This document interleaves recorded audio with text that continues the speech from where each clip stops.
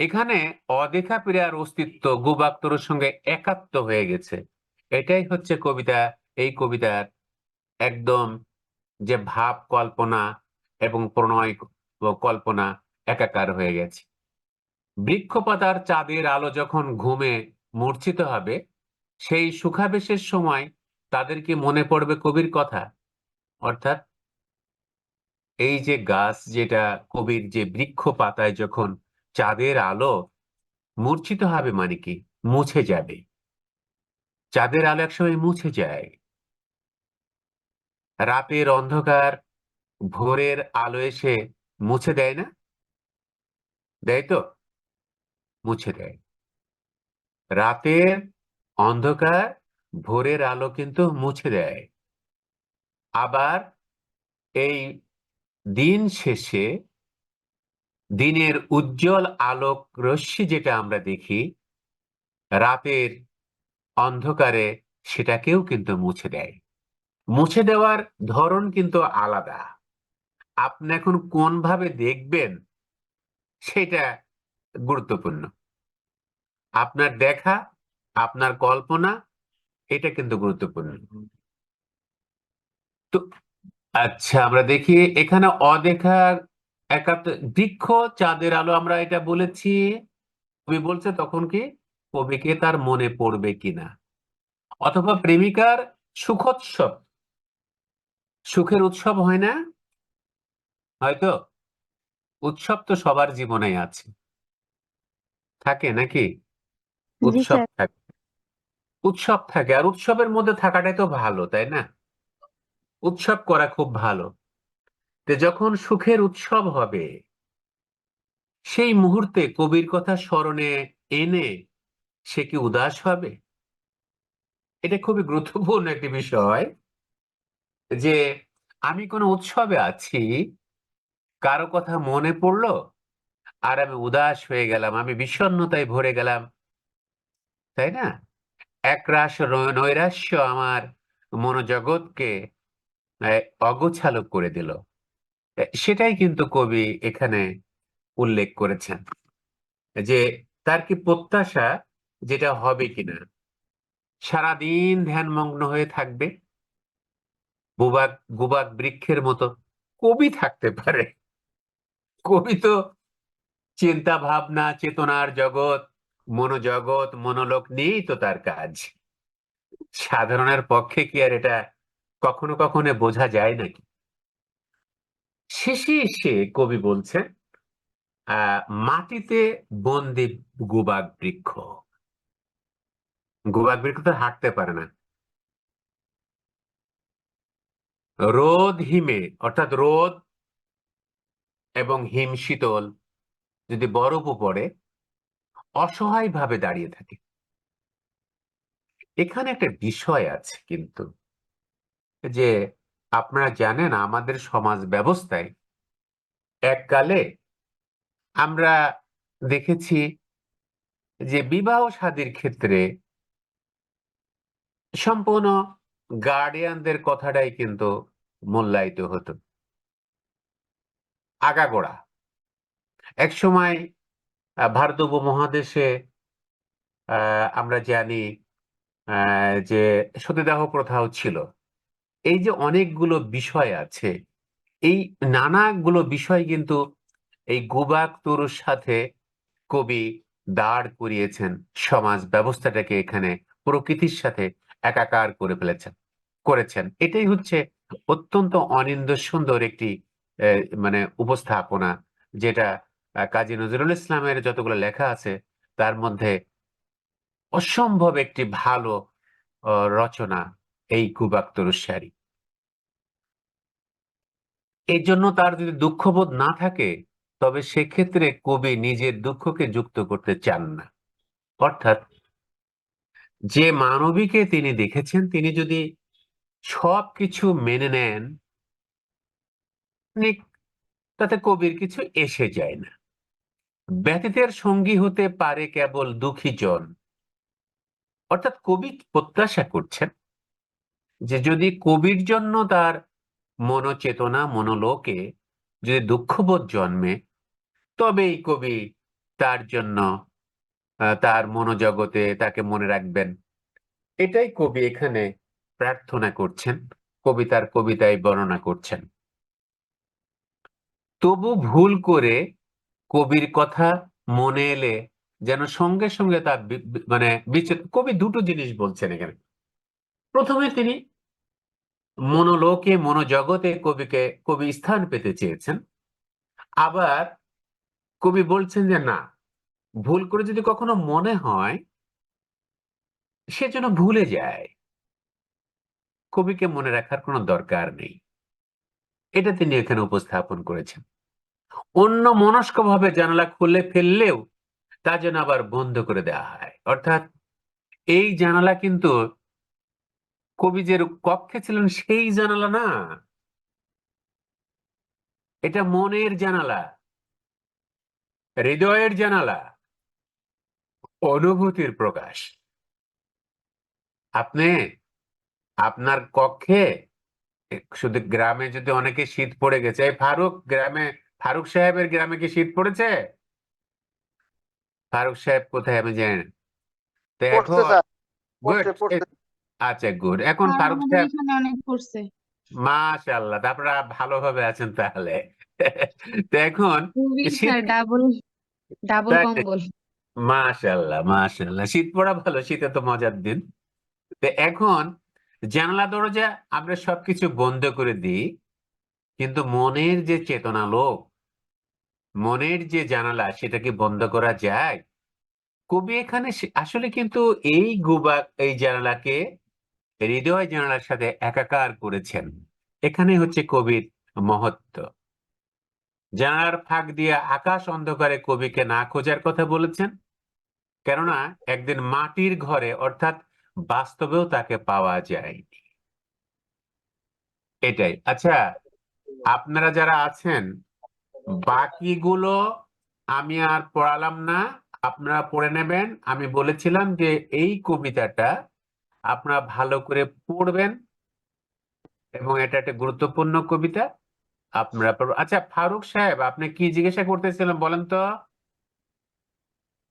জিজ্ঞেস করতেছিলাম স্যার, ওই যে বাতায়নের জানালা দিয়ে হাত বাড়াইছে, বুঝছেন স্যার? হ্যাঁ, তো আপনি সমস্যা ওটার কি? উত্তর দিয়ে দিচ্ছেন স্যার, এটা সেই কাঠের জানালা না, এটা হলো মনের জানালা। আচ্ছা, ঠিক আছে। এই যে ফারুক সাহেব বুঝে গেছে, মাশাআল্লাহ। আর কে যেন প্রশ্ন করতে চাইলো? স্যার, আমার একটা প্রশ্ন আছে। বলেন তো। স্যার, ওই যে জানালা দিয়ে হাত বাড়িয়ে স্পর্শ করতে গিয়ে কবি ব্যর্থ হয়েছে, এই জানালাটা কাঠের জানালা না, এটা আচ্ছা ওই ফারুক তো সাহেব, মনের আপনি জানালা। থামেন। ফারুক, আপনি থামেন। এই এই একটা বিষয়। ফারুক থামেন। আর একজন প্রশ্ন করলো কি, জেরিন, বলেন তো। জি স্যার, ওই যে আমি বলতে চাচ্ছিলাম, আমি হচ্ছে গিয়ে আপনার ক্লাসে 30 মিনিট পরে জয়েন করেছি। তো গুবাক বৃক্ষটার মিনিংটা আমি বুঝতে পারিনি। এটার অর্থটা কি? আর স্যার, লাস্ট যে কথাটা বললেন যে জানালার ফাঁক দিয়ে আকাশ অন্ধকারে কবিকে না খোঁজার কথা বলেছেন, কিন্তু কেন বলেছেন? আর ওই যে মাটির ঘরে যে আহ তাকে আর দেখা যায় না, বা সে লাস্টে যে কেন একদিন মাটির ঘরে, অর্থাৎ বাস্তবেও তাকে পাওয়া যায়নি, এটা কেন পাওয়া যায়নি, মানে কি কারণ? এটুকু আমি বুঝিনি। আচ্ছা, পুরো ক্লাসে তো থাকেননি, সেই জন্যই সমস্যা হয়েছে। কোনো না, অসুবিধা নেই। লাস্টেরটুকু স্যার আচ্ছা বুঝি নাই। স্যার, আচ্ছা একটু আচ্ছা, মিনিংটা ঠিক আছে, শর্টকাট আচ্ছা যদি ঠিক বলতেন। আছে, কোনো অসুবিধা স্যার, নেই, অল্প করে স্যার বলে আরেকটা দিচ্ছি। স্যার আরেকটা প্রশ্ন স্যার। এই একজনের কেউ আর কথা বলবে না, যে ওই প্রশ্নের উত্তর দেবো তারপরে। আচ্ছা, এই জেরিন শোনেন, আমি বলছি।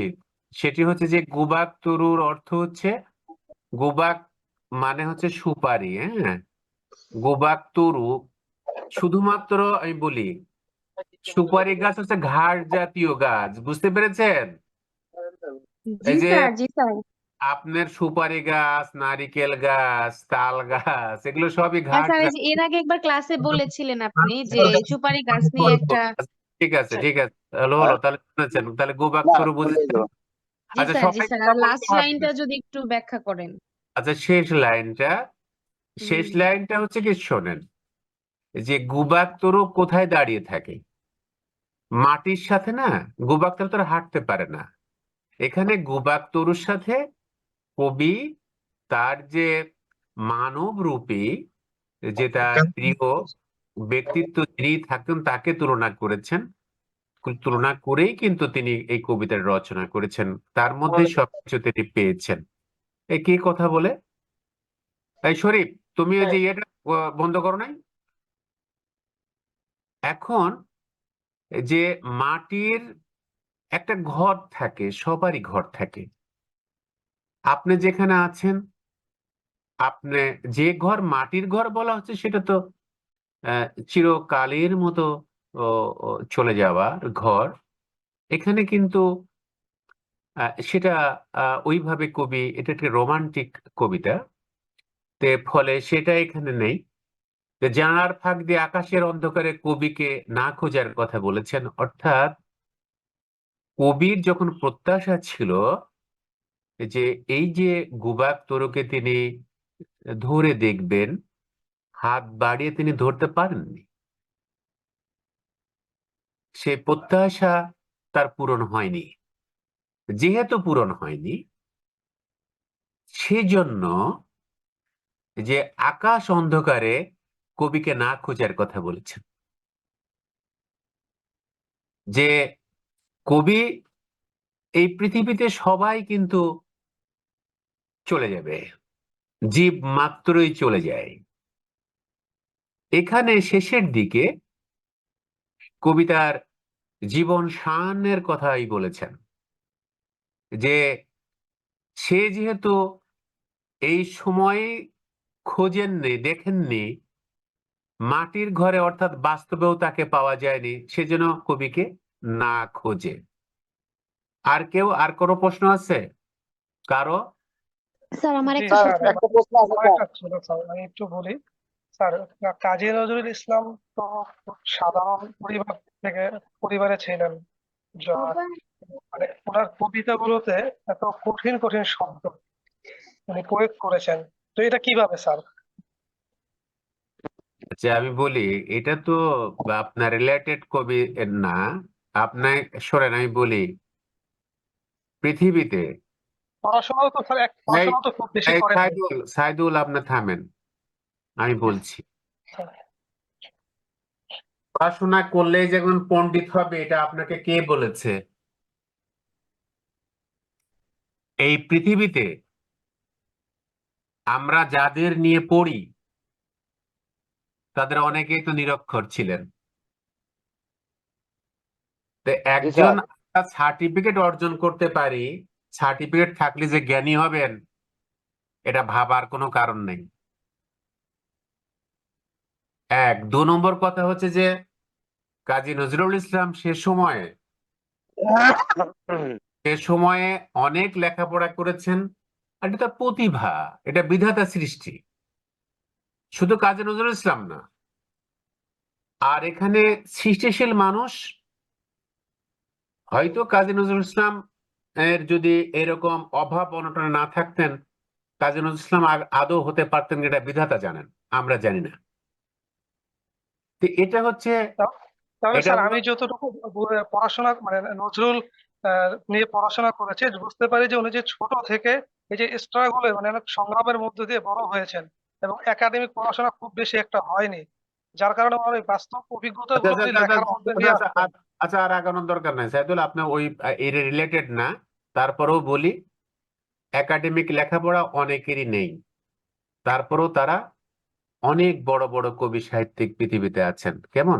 আমরা ওই এইটা থেকে ওদিকে না যাই, আমরা যদি আজকে যেটা বিষয় সেটাই থাকি আমরা। কেমন? আচ্ছা, আসসালামু আর আলাইকুম স্যার, আর আমি কেউ আর মোহাম্মদ। কথা বলবেন? জি স্যার, আসসালামু আলাইকুম স্যার, আমি মোহাম্মদ সানাউল্লাহ বলছিলাম স্যার। সানাউল্লাহ, কি বিষয় বলেন তো? কোনটা বোঝেননি তাই বলবেন, স্পেসিফিক কথা বলবেন, কোনটা স্যার, বুঝলেন? এই কবিতার মধ্যে যে এখানে কি কবিকে তৃতীয় পক্ষ এবং তার মনকে বোঝানোর জন্য আরেকটা ছায়াকে উপলব্ধি করছে, ব্যাপারটা কি এরকম স্যার? কবিতাটা কি পড়েছেন পুরোপুরি? জি স্যার। এটা তো প্রথমেই বলা হয়েছে, এখানে কি কি আছে, এটা হচ্ছে প্রকৃতি, প্রকৃতি প্রেম, প্রকৃতি এবং প্রেম দুটো বিষয়টাই এখানে আছে। কেমন? এখানে প্রকৃতিকে যেভাবে তুলে ধরা হয়েছে, অকল্পনীয় ভাবে প্রকৃতিকে তুলে ধরা, এটা প্রকৃতি এই তুলে ধরা হয়েছে। কেমন? প্রকৃতি এবং প্রকৃতি প্রেম এবং সে সাথে মানব প্রেম তো অবশ্যই আছে। এগুলো তার মূল ভাব। এটাতে আমি তো এর আগে বলেছি যে এর এর মূল ভাবটা কি, এর ভাব অবলম্বনটা কি। এই গাছগুলি ছেড়ে আসার বেদনায় কবিতার অবলম্বন ভাব। এই গাছগুলি উনি বিদায়কালে যখন চলে আসছেন, তখন এই যে শুধু গাছ না, আপনারা এর আগেও আমি বলেছি, মনে হয় ক্লাসে অনেকে আগে পরে ঢুকেছে, সেই জন্য প্রবলেম হচ্ছে জায়গা। মনে করুন, হয় না যে আপনি কোথাও গিয়েছেন, সেটা হতে পারে আত্মীয় বাড়ি, হতে পারে অথবা বেড়াতে গিয়েছেন, তাই না? অথবা আপনি সমুদ্র তীরে ঘুরছেন, কদিন থাকলেন। যখন আপনি আসেন, বাড়ির জন্য আসতে খুব ইচ্ছা করে, তাই না? তোমার একটা মানে শেষের পথে তো এরকম একটা প্রশ্ন জিজ্ঞাসা করবো। এরকম এরকম আহ, এই ফারুক, ফারুক আপনি এ বন্ধ করেন, আপনি মিউট করেন, মিউট করেন। তো এখন এটাই হচ্ছে যে এই যে এক জায়গা থেকে আসার যে বেদনা, সেই বেদনাটাই প্রকাশ পেয়েছে। এটাই হচ্ছে গুরুত্বপূর্ণ। আপনারা এইটা খুব ভালো করে, যেটা পড়ানো হলো ভালো করে পড়বেন, পুরোটাই পড়বেন। আচ্ছা, আজকে আমি আর একটা বিষয় স্যার একটা পড়াতে প্রশ্ন চেয়েছিলাম। স্যার, স্যার একটা প্রশ্ন স্যার আমার। ভাই, ফারুকের প্রশ্ন নেওয়া যাবে না, বলেন, তারপরও বলেন। স্যার এই কবিতায় তিনটা বিষয় আসছে, একটা হচ্ছে কবির অন্তর, আর একটা আছে সুপারি গাছ, আর একটা হচ্ছে কবি যাকে ভালোবাসেছেন তিনি। এই হুম। তিনটা বিষয় আমরা এই কবিতার মধ্যে পেয়েছি। এখন আমাদের পরীক্ষার সময় যে প্রশ্ন আসবে, এই তিনটা বিষয় নিয়েই কি আসবে, না শুধু কবির অন্তরের বিষয়টা নিয়ে আসবে? আপনার অন্তরের বিষয় নিয়ে আসবে, ঠিক আছে? জি স্যার। ফারুক, আপনি বন্ধ জি স্যার। করেন। আচ্ছা, আর একটা বিষয় আজকে আমরা ওই আরেকটা বিষয় পড়তে চেয়েছিলাম, কোনটা বলেন তো? এইটা বাংলা ভাষা ছাড়া আছে স্যার, তারপর কোনটা? সংস্কৃতি কথা ছিল, বাংলা ভাষা ছিল, সংস্কৃতি কথা ছিল। আরে সর্বনাশ করেছে, ওই যে সভ্যতার সংকট কি পড়িয়েছিলাম? জি স্যার, সভ্যতা সংকট পড়া দিয়েছিলেন। ওটা কি আপনি আপনাদেরকে পড়িয়ে দিয়েছিলাম? পড়া হয় স্যার, পড়ানো পড়িয়ে হয়। জন্যই পড়া দিয়েছিলেন। আপনারা পড়েছেন কয়জন সভ্যতার সংকটটা? জি স্যার, পড়েছি। ফারুক সাহেব, স্যার পড়েছি। ফারুক স্যার পড়েছেন? স্যার একটা কোশ্চেন ছিল। আরে কি করছেন আবার, বলেন। স্যার আমাদের এই যে কবি পরিচিতি যেটা আছে, সেটা কি সেখান থেকে কি আমাদের কোনো প্রশ্ন আসার সম্ভাবনা আছে, নাকি শুধু আমাদের জানার জন্য আমরা কবি পরিচিতিটা পড়বো? আচ্ছা, প্রশ্ন নিয়ে কোনো কথা বলবো না। প্রশ্ন প্রশ্নের মতো হবে, এগুলো আপনাদের চিন্তা করার কোনো দরকার নাই। আচ্ছা, ওই যে সভ্যতার সংকটে, সভ্যতার সংকটে, এই ফারুক সাহেব কই? ফারুক, ফারুক সাহেব কি চলে গেছে? ফারুক সাহেব রাগ করছে স্যার। ও ও মনে হয় কোথাও কোথাও আছে।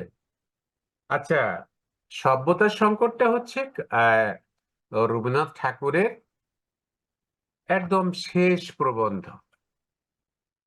ইনি ওনার 81 বছর বয়স যখন, তার 81তম জন্মবার্ষিকীতে এই সভ্যতার সংকট কিন্তু পঠিত হয়েছিল।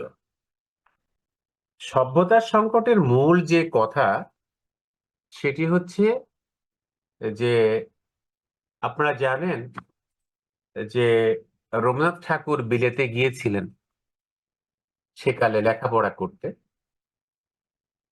এবং ইংরেজদের প্রতি একটা আলাদা রকমের আহ তার প্রত্যাশা ছিল, এবং তিনি ইংরেজদেরকে খুবই ভালো মনে করতেন। তারা গণতন্ত্র মনা, লেখাপড়ায় তারা ভালো, সংস্কৃতি মনা, সবকিছু দিয়েই তিনি। এবং ভারতবর্ষে যখন ইংরেজরা আসে, একদম যে কিছু ভারতবর্ষে পরিবর্তন হয়নি লেখাপড়ার ক্ষেত্রে, তা তো না। এই বিষয়গুলো রবীন্দ্রনাথের নাড়া দিয়েছিল। তো এটাই কিন্তু মূল বিষয়। এবং এর পরে রবীন্দ্রনাথ যে বিষয়টা এখানে উপস্থাপন করেছেন, সেটি হচ্ছে এই শেষ বয়সে সে তার যে সারা জীবনের যে ধ্যান ধারণা তার কিন্তু পরিবর্তন। তা আমরা শুক্রবারে যদি সুযোগ পাই, আল্লাহর রহমতে এই সভ্যতা সংকট এবং বাংলা ভাষা এই দুটো আমি আপনাদেরকে পড়াতে চাই। দুটোই গুরুত্বপূর্ণ। আর দয়া করে বাংলা ভাষাটা আপনারা ভালো করে বই থেকে পড়ে নেবেন। আমরা কামিং ক্লাসের পরেই আমরা মূল যে সমস্যা আপনাদের, বিশেষ করে অনেকের যে বানান নিয়ে সমস্যা আছে, তারপরে অনেক কিছু প্রায়োগিক বাংলা নিয়ে সমস্যা আছে, এইগুলোতে আমরা হাত দেব, যাতে আপনাদের সবার জন্যই ভালো হবে। আর সাহিত্য আপনারা নিজেরাও পড়ে নিতে পারবেন। তো আপনারা সবাই ভালো থাকুন। শুভরাত্রি সবার জন্য। আল্লাহ হাফেজ। আসসালামু আলাইকুম স্যার